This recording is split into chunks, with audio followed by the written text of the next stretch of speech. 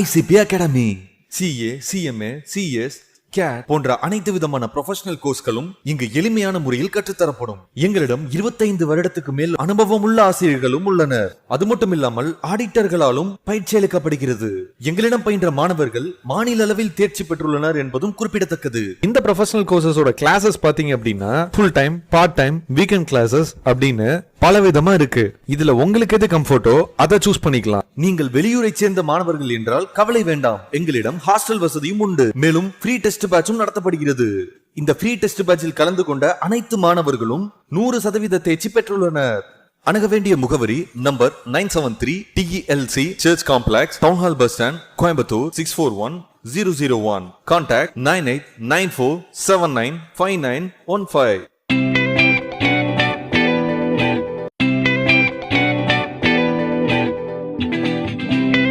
Contract by guardian, how far enforceable? Though a minor's agreement is void, his guardian can, certain circumstances, enter into a valid contract on behalf of the minor. Minor ஒரு கான்ட்ராக்டுக்குள்ளே entry ஆக முடியாதே ஒழிய அவருடைய Guardian மைனருக்காக சில கேசஸில் entry ஆக முடியும், அதாவது contract sign பண்ண முடியும். Where the guardian makes a contract for the minor which is within his competence and which is for the benefit of the minor, there will be a valid contract which the minor can enforce. அதாவது இப்போ ஒரு minor இருக்கார், அவருடைய நன்மைக்காக அவருக்காக ஒரு Guardian கான்ட்ராக்டில் entry ஆனாருன்னா அது minor தாராளமாக அந்த சட்டம் அதுக்கு அலோவ் பண்ணுது. But all contracts made by guardian on behalf of a minor are not valid. ஆனால் கார்டியன் மைனருக்காக வேண்டி என்ட்ராகிற எல்லா கான்ட்ராக்டும் சட்டத்தினால் அக்செப்ட் பண்ணப்பட்டதா அப்படின்னா கிடையாது. இப்போ உதாரணத்துக்கு ஒரு கார்டியனுக்கு பவர் இல்லை, ஒரு இம்மூவபிள் ப்ராப்பர்ட்டி ஒரு மைனர் வாங்கணும் அப்படின்னு சொன்னால் அதுக்காக ஒரு கார்டியன் என்ட்ரி ஆகிறாருன்னா அதில் மைனருக்கு பவர் கிடையாது. அதே சமயம் ஒரு சர்டிஃபைடு கார்டியன், கோர்ட்டால் நியமிக்கப்பட்ட ஒரு கார்டியன் கோர்ட்டு சாங்ஷன் பண்ணால் அந்த மைனரோட ப்ராப்பர்ட்டியை விற்கிறதுக்கு தாராளமாக தேர்டு பார்ட்டிக்கு அந்த கான்ட்ராக்டுக்குள்ளே என்ட்ரி ஆகிறதுக்கு கார்டியனுக்கு உரிமை இருக்குது. No specific performance. A minor agreement being absolutely void, there can be no question of specific performance of such an agreement. Agreement அப்படிங்கிறதே ஒரு மைனர் என்ட்ரி ஆக முடியாது அப்படின்னா அதில் இவர் ஒரு குறிப்பிட்ட நிகழ்வை அல்லது குறிப்பிட்ட ஆக்ட் செய்யணும், பர்ஃபார்மன்ஸ் கொடுக்கணும் அப்படிங்கிறது செல்லுபடி ஆகுமான்னு கேட்டால் அது ஆகாது. 8th no insolvency. எந்த ஒரு மைனரும் இன்சால்வெண்ட்டுன்னு டிக்ளேர் பண்ண முடியாது. பிகாஸ் அவருக்கு கான்ட்ராக்ட் டெட்ஸே கிடையாது. அவருடைய டியூஸ் அவருடைய பர்சனல் ப்ராப்பர்ட்டியிலேருந்து பே பண்ணுறது அப்படிங்கிறது ஒரு எந்த அளவுக்கு முடியுமோ அதுதான் முடியுமே ஒழிய அவர் பர்சனலாக எதுக்கும் லைபிள் ஆகாததுனால அவர் இன்சால்வெண்ட்டுன்னு டிக்ளேர் ஆக முடியாது. நெக்ஸ்ட் பார்ட்னர்ஷிப். Minor being incompetent to contract cannot be a partner in a partnership firm. Minor கான்ட்ராக்டுக்குள்ளேயே என்ட்ரி ஆக முடியாது அப்படிங்கும்போது அவர் ஒரு பார்ட்னராக ஒரு பார்ட்னர்ஷிப்புக்குள்ளே என்ட்ரி ஆக முடியாது. ஆனால் அந்த பார்ட்னர்ஷிப்புக்கு பெனிஃபிட் இருந்துச்சுன்னால், அதனால் ஒரு நன்மை ஏற்பட்டால், அதில் மற்ற பார்ட்னர்ஸ் உடன்பாடு இருந்தால் தாராளமாக அவரை அட்மிட் பண்ணிக்கலாம்.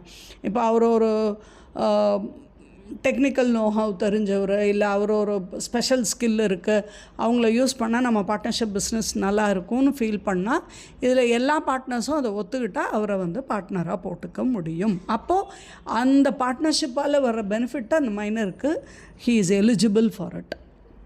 Next minor can be an agent. Minor ஒரு ஏஜெண்ட்டாக ஆக்ட் பண்ண முடியும். ஆனால் அந்த பிரின்சிபல் யாருக்கு அவர் ஏஜெண்ட்டாக ஆக்ட் பண்ணுறாரோ அந்த பிரின்சிபலுக்கு இவருடைய ஆக்டால் எந்த விதமான லைபிலிட்டியும் அந்த பிரின்சிபல் இவருக்கு இது பண்ண முடியாது, இவரை கட்டுப்படுத்த முடியாது. Minor can draw, deliver and endorse negotiable instrument without himself liable. அவர் எந்த ஒரு நெகோஷியபிள் இன்ஸ்ட்ருமெண்ட்ஸும் அவர் எழுதலாம், டெலிவர் பண்ணலாம், என்டாஸும் பண்ணலாம், ஆனால் அவர் எதுக்கும் லைபிள் ஆக மாட்டார். Example 5. A minor can have an account in the bank. He can draw a check for his purchases, but he shall not be liable for check bounces nor can he be sued under court of law for any fraud done from his account. மைனருக்கு பேங்க்கில் account இருக்கலாம், அது வழியாக ஒரு check போட்டு ஏதாவது purchase பண்ணுறதுன்னா பண்ண முடியும். ஆனால் அந்த செக்கு பவுன்ஸ் ஆச்சுன்னா கோர்ட்டில் இவர் மேலே கேஸ் போட முடியாது. இல்லை ஏதாவது ஃப்ராட் பண்ணிட்டாருன்னு சொல்லி இவரை வந்து கேஸ் ஃபைல் பண்ணி இவரை உள்ளே போட முடியாது. 11th one, minor cannot bind parent or guardian. In the absence of authority, express or implied, an infant is not capable of binding his parent or guardian even for necessary. The parents will be held liable only when the child is acting as an agent for parent. ஒரு authority இல்லாத பொழுது எக்ஸ்ப்ரெஸ்ஸாகவும் அல்லது ஒரு இம்ப்ளைடாகவோ ஒரு infant வந்து பேரண்ட்டையோ கார்டியனோ find பண்ண முடியாது, even அவருடைய நெசசரிக்கு. பேரண்ட் எப்போ லைபிள் ஆகிறாங்க அப்படின்னா, அந்த சைல்டு வந்து ஒரு பேரண்ட்டுக்கான ஏஜெண்ட்டாக எங்கேயாவது செயல்பட்டால் மட்டுமே அந்த பேரண்ட் வந்து அதுக்கு லைபிள் ஆகுறாங்க. Example 6, Richa minor entered in to a contract for buying a scooty from the dealer and mentioned that her parents will be liable for the payment of scooty. The dealer sent a letter to her parents for money. The parents will not be liable for such a payment as the contract was entered by a minor in their absence and out of their knowledge. இப்போ ஒரு minor வந்து ஒரு ஒரு scooty purchase பண்ணுறதுக்கு அந்த செல்லர்கிட்ட ஒரு கான்ட்ராக்டுக்கு sign பண்ணுறாரு. அதில் அவர் பேரண்ட்டு தான் இது பே பண்ணுவாங்க அப்படிங்கிற மாதிரி எழுதி கொடுக்குறாரு. அப்போ அந்த டீலர் வந்து அந்த பேரண்ட்கிட்ட பைசா கேட்குறதுக்காக ஒரு லெட்டர் போட்டார்னா அந்த பேரண்ட் அந்த பேமெண்ட்டுக்கு லைபிள் கிடையாது. ஏன்னா மைனர் ஒரு கான்ட்ராக்ட் என்ட்ரியே ஆக முடியாது. பேரண்ட்டு ஆப்சன்ஸ், அங்கே பேரண்ட்டு இல்லாதப்போ பேரண்ட்டோட நாலேஜும் இல்லாமல் இவர் பாட்டுக்கு என்ட்ரி ஆகி பேரண்ட்டை வந்து அதில் இழுத்தாருன்னா பேரண்ட்டை பைண்ட் பண்ண முடியாது, பேரண்ட் மேலே கேஸ் போட முடியாது அந்த dealer. Next one is joint contract by minor and adult. In such a case, the adult will be liable on the contract and not the minor. இப்போ ஒரு மைனரும் ஒரு அடல்ட்டும் சேர்ந்து ஒரு கான்ட்ராக்ட் எடுத்தாங்க ஜாயிண்ட்டானா, அந்த மைனர் ஒன்றும் அதுக்கு லைபிள் ஆக மாட்டார், பட் அடல்ட் வந்து பொறுப்பாளி ஆகிறாரு. இது வந்து இன் செயின்தாஸ் வர்சஸ் ராம்சந்துங்கிற கேஸில் இவங்க 2 பேரும் சேர்ந்து ஜாயிண்ட் பர்ச்சேஸ் பண்ணுறாங்க. அதில் ஒருத்தர் மைனரு, அந்த வெண்டார் வந்து அந்த கான்ட்ராக்டை மைனர்கிட்ட ஒன்றும் பண்ண முடியாது. அந்த மேஜர் அவர் கூட இருந்த இன்னொரு அடல்ட்டை மட்டும்தான் இது பண்ண முடியும், கேட்க முடியும், அவர் மேலே மட்டும்தான் கோர்ட்டில் கேஸ் போட முடியுங்கிறது தீர்ப்பாச்சு இந்த கேஸில். 13th one, surety or guarantor for a minor.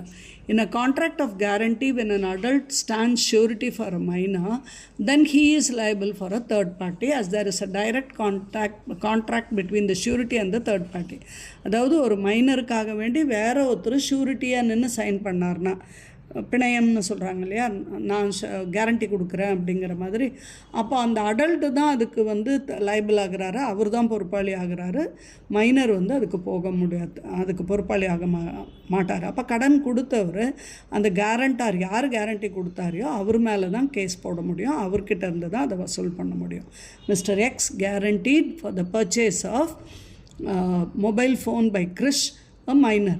In case of failure for payment by Krish, Mr. X will be liable to make the payment. இப்போ கிறிஷ்ங்கிற ஒருத்தர் மைனர், அவருக்காக அவர் ஒரு ஃபோன் வாங்குறாரு, அதுக்கு மிஸ்டர் எக்ஸ் வந்து கேரண்டி சைன் போடுறாரு. அப்போது கிறிஷ் பே பண்ணலன்னா எக்ஸ் தான் பே பண்ண வேண்டி வரும். அந்த பேமெண்ட்டுக்கு எக்ஸை தாராளமாக அந்த செல்லர் கேட்க முடியும். Next, minor as a shareholder.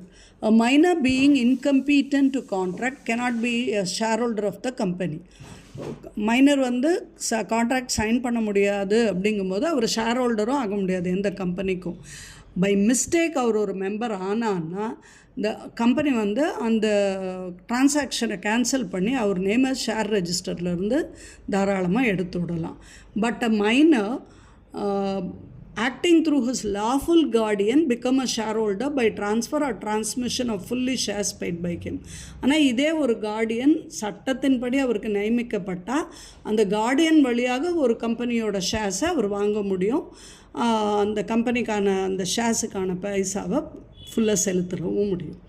The last one is liability for torts. A tort is a civil wrong. டாட்டுங்கிறது ஒரு சட்டப்படி தப்பு. A minor is liable in tort unless the tort is in reality is a breach of contract.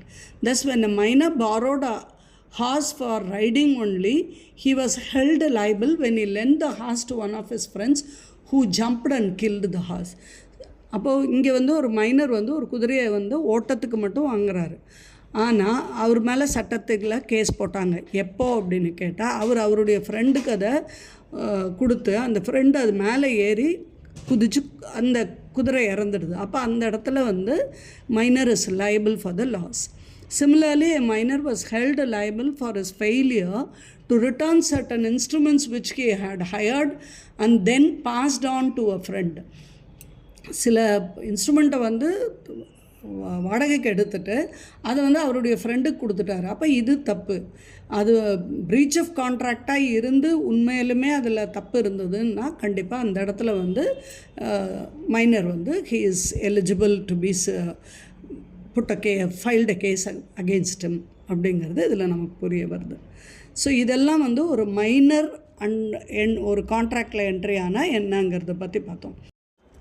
Person of sound mind அப்படிங்கிறது section 12 of Indian contract act என்ன define பண்ணுதுன்னு பார்த்தோம்னா, a person is said to be of sound mind for the purpose of making a contract if at the time when he makes it is capable of understanding it and forming a rational judgment as to its effect upon his interest. அதாவது ஒரு நபர் எப்போ sound மைண்டில் இருக்கார், அந்த contract பண்ணுறதுக்கு அவருக்கு sound மைண்டாக இருக்குது அப்படிங்கிறத தீர்மானிக்கிறோன்னா, அந்த கான்ட்ராக்டை பண்ணும் போது he should be capable of understanding it. அதை புரிஞ்சு கொள்ளக்கூடிய தகுதி இருக்கணும்.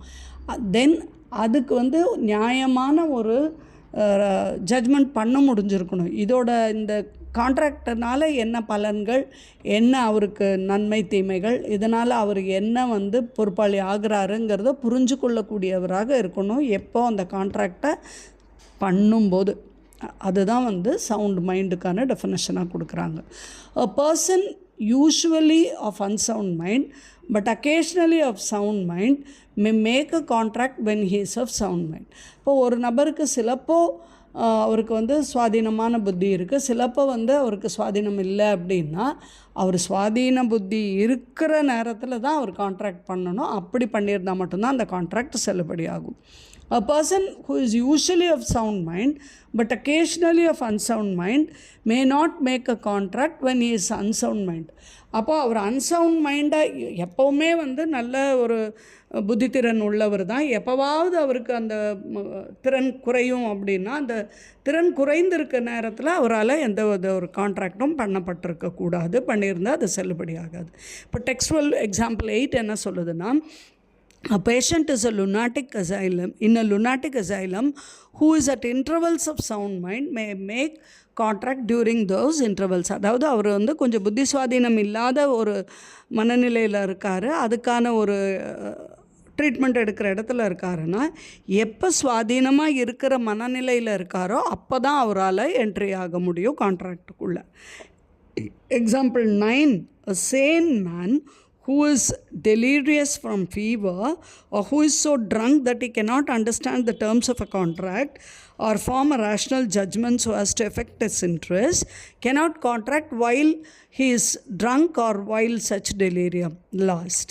அதாவது ஒரு நல்ல புத்தி உள்ள மனிதர் ஒரு கடுமையான காய்ச்சல்னால அவருக்கு ஒரு புத்தி பேதலிச்சிருக்கலாம், அல்லது குடி போதையில் இருக்கார், அவருக்கு புரியலை, கான்ட்ராக்ட் புரிகிற மாதிரி இல்லை, அப்போது அவரால் ஒரு இடமான ஒரு முடிவு எடுக்க முடியாத ஒரு நிலையில் இருக்காருன்னா அந்த நேரத்தில் அவரால் எந்த கான்ட்ராக்டுக்கும் என்ட்ரி ஆக முடியாது. அவருக்கு அந்த புத்தி போதையில் இருக்கிறப்போவோ அல்லது அந்த புத்தி சுவாதீனம் இல்லாத அந்த சிறிய நேரத்துலையோ அவர் கான்ட்ராக்டுக்குள்ளே என்ட்ரி ஆக முடியாது. அப்படி அன்சவுண்ட் மைண்ட் பர்சன் ஒரு கான்ட்ராக்டுக்குள்ளே என்ட்ரி ஆகிறாருன்னா அவருடைய பொசிஷன் என்ன அப்படின்னா அந்த கான்ட்ராக்டை வாய்ட் ஆகிடும், அந்த கான்ட்ராக்டை செல்லுபடி ஆகாது. Next contract by disqualified person. மைனரும் கான்ட்ராக்டர் என்ட்ரி ஆக முடியாது, ஒரு அன்சவுண்ட் மைண்ட் இருக்கிற பர்சனும் என்ட்ரி ஆக முடியாது அப்படின்னா இவங்க மட்டும்தான் டிஸ்குவாலிஃபைடா அப்படின்னா அது இல்லை. வேறு சிலரும் டிஸ்குவாலிஃபைடு, எய்தர் ஃபுல்லாக பார்ஷியலாகவோ அவங்க வந்து டிஸ்குவாலிஃபைடு ஆகியிருக்காங்க. அப்போ அந்த மாதிரியான டிஸ்குவாலிஃபைடு பர்சன் வந்து என்ட்ரி ஆகிற கான்ட்ராக்ட் வந்து செல்லுபடி ஆகாது, வாய்டாக ஆகிடும். Incompetency to contract may arise from, அப்படி இன்கம்பீட்டன்சி அல்லது அப்படி அவர் கான்ட்ராக்டுக்கு என்ட்ரி ஆக தகுதி அல்லாதவர்னா யார் அல்லது அது எப்படி உருவாகும் அப்படின்னு கேட்டால், பொலிட்டிக்கல் ஸ்டேட்டஸ், அரசியல் ரீதியாக அவருக்கு வந்து கான்ட்ராக்டில் என்ட்ரி ஆக முடியாதுங்கிற நிலைமை இருக்கலாம். கார்ப்பரேட் ஸ்டேட்டஸ்னால் ஒரு நிறுவனத்தினால, ஒரு நிறுவனத்தின் வாயிலாக. அடுத்தது லீகல், சட்டத்தின் வழியாக. அப்போ இவங்கெல்லாம் வந்து கான்ட்ராக்டுக்கு என்ட்ரியாக அவர் தகுதியற்றவர்களாகிறாங்க. அதே மாதிரி சிலர்லாம் வந்து ஃபாரின் சாவரன்ஸாக இருப்பாங்க, இல்லை அந்த நாட்டினுடைய அம்பாசிடராக இருப்பாங்க, ஏலியன் எனிமியாக இருப்பாங்க, ஒரு கார்ப்பரேஷனாக இருக்கும், இல்லை ஒரு குற்றவாளியாக இருப்பாங்க, இல்லை ஒரு இன்சால்வெண்ட் அப்படின்னு, அதாவது நிதி பற்றாக்குறையினால் ஒரு இன்சால்வெண்ட்டுன்னு கோர்ட் அவரை டிக்ளேர் பண்ணியிருக்கணும். அப்போ இவங்கெல்லாமும் வந்து ஒரு கான்ட்ராக்டுக்குள்ளே என்ட்ரியாக தகுதி இல்லாதவர்களாகிறாங்க. Disqualified person to enter into the கான்ட்ராக்ட்னு பார்க்குறோம்.